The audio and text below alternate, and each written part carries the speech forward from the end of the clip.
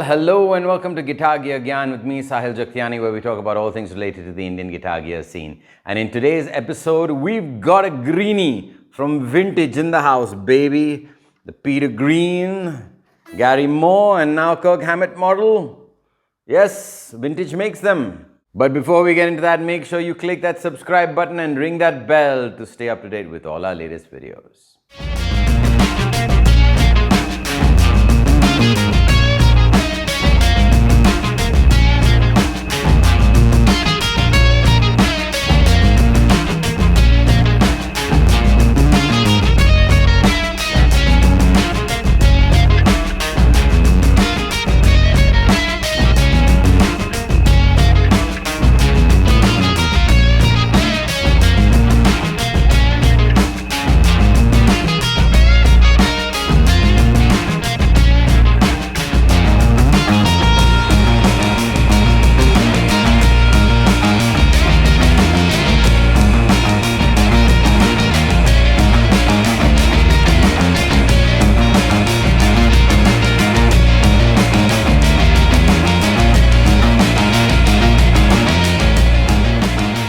So we've got the Vintage V100, the Peter Green PGM model, lemon drop finish. As you can see, it is gorgeous.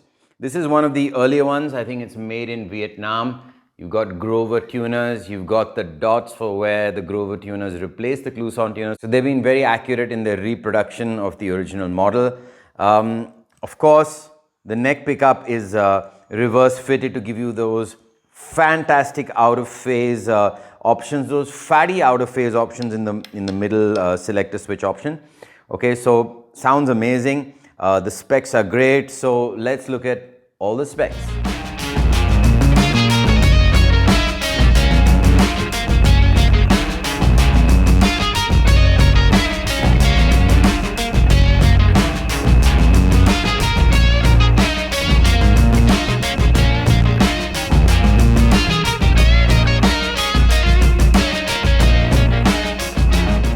Those were the specs of this baby. It's a chunky monkey. It's a chunky monkey.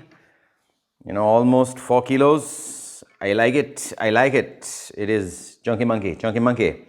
Does it sound chunky monkey? The neck is definitely not chunky monkey. It's a thinnish neck, which is a little bit of a disappointment because the 50s, you know, model Gibsons all had like nice rounded chunky necks. So that's a bit of a downer.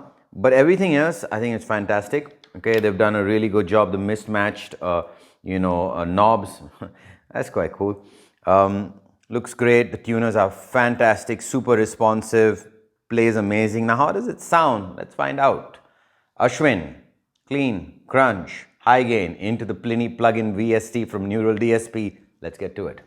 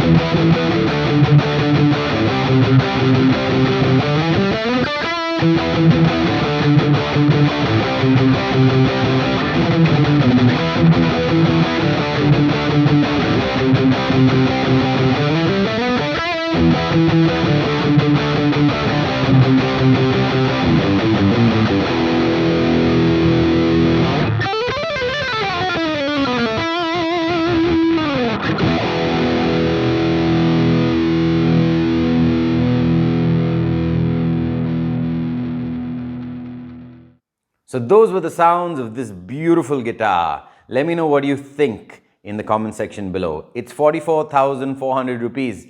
That's a lot less than 1,500 US dollars for the Epiphone Greeny model. Of course, that has a thicker neck, but if you're like me and you don't mind a thinner neck, this is fine.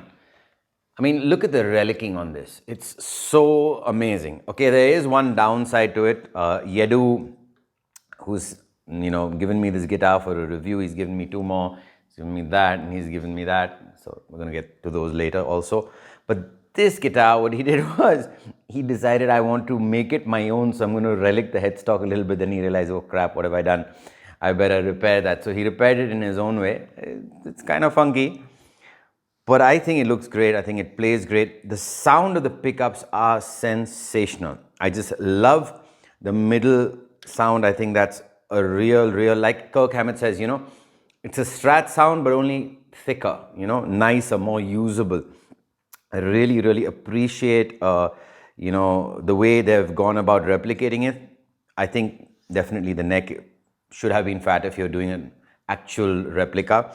And I think the newer models, from what I've been told, have a hotter, bridge pickup.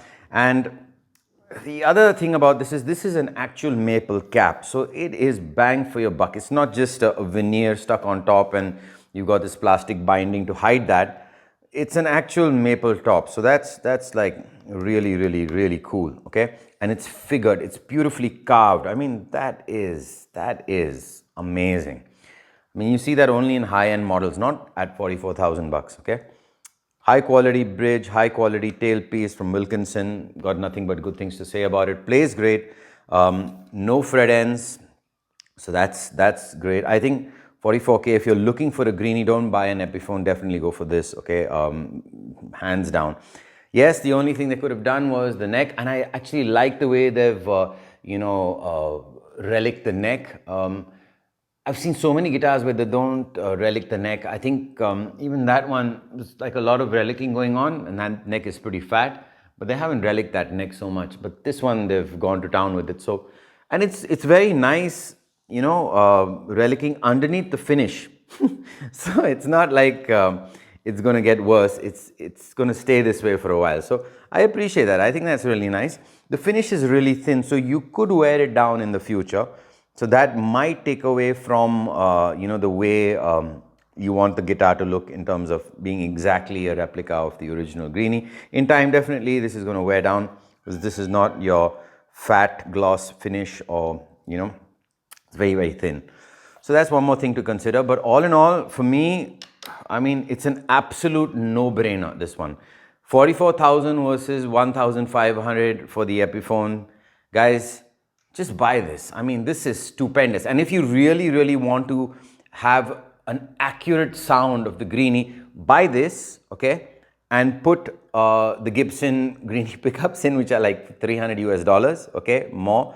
So you've got at 55, maybe 65,000 bucks post shipping and taxes, whatever. You've got an actual solid replica of the Greeny, other than the neck, okay? But I like this neck. So for me, this is, a positive. So yeah, so all in all, nothing but great things to say about this guitar. I do love this out of phase position. It's amazing. I mean, it was an accident by which this neck pickup was, rewired and put in this way, but I think is just adding to the charm. So for me, the vintage V100 PGM lemon drop guitar, an absolute double thumbs up.